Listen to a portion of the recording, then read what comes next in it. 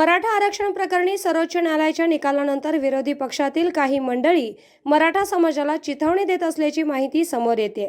राज्यातील कोरोनाचं संकट लक्षात घेता सर्वसामान्यांचं आरोग्य धोक्यात आणणारा पश्चिम बंगालसारखा निर्लज्ज राजकीय खेळ महाराष्ट्रात खेळू नका, असं आवाहन सार्वजनिक बांधकाम मंत्री तथा मराठा आरक्षण विषयक मंत्रिमंडळ उपसमितीचे अध्यक्ष अशोक चव्हाण यांनी केले। 102व्या घटना दुरुस्तीनंतर राज्यांना अधिकार नाहीत हे माहिती असतानाही केवळ 2019ची लोकसभा आणि विधानसभा निवडणूक डोळ्यासमोर ठेवत मराठा आरक्षणाचा निर्णय घेतला गेला होता का, असाही प्रश्न त्यांनी यावेळी उपस्थित केलाय।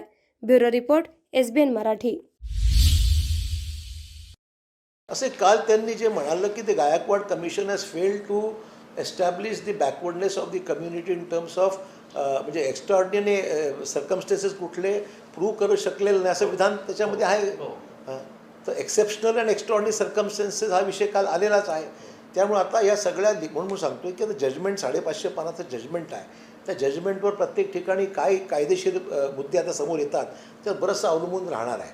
पण शेवटी आजच्या जजमेंटप्रमाणे तर आता हे केंद्राच्या अखत्यारीत गेलेलं आहे आणि केंद्राचा मागास आयोग आहे, त्यांनी या विषयावर शिफारस करायची आहे आणि मग शेवटी राष्ट्रपतींकडे जायचं। आता असा रूट त्यांनी सजेस्ट केलेला आहे असं माझं मत आहे। की सभागृहामध्ये हे स्टेटमेंट केलं की अटॉर्नी जनरलनी सांगितलं आहे की राज्याला अधिकार राहिलेला नाही।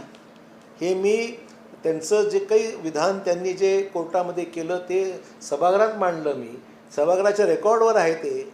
आणि त्यावेळेस मात्र माझ्या बोलण्याकडे विरोधी पक्ष नेत्यांनी हक्कभंगाचा प्रस्ताव आणण्यासंदर्भातलं सुतोवाच केलं।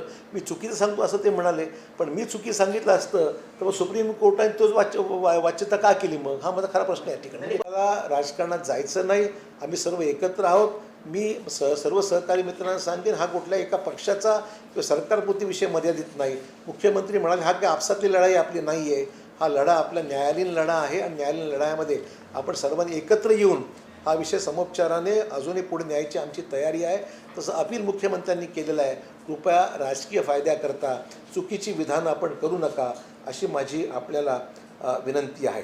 आणि 50%पेक्षा जास्त मर्यादा उलटून गेल्यासंदर्भातले जे सुद्धा आक्षेप त्यांनी नोंदवलेले आहेत तो म्हणजे इंदिरा साहनी प्रकरणाच्या संदर्भामध्ये मागासलेपण हा जो विषय आहे तो विषय आपण नेमलेला आयोग होता आणि त्या आयोगाच्या माध्यमातून तो विषय आल्यामुळे तो कदाचित चुकीचा आहे का असाही नवीन प्रश्न आता यासमोर निर्माण झालेला आहे।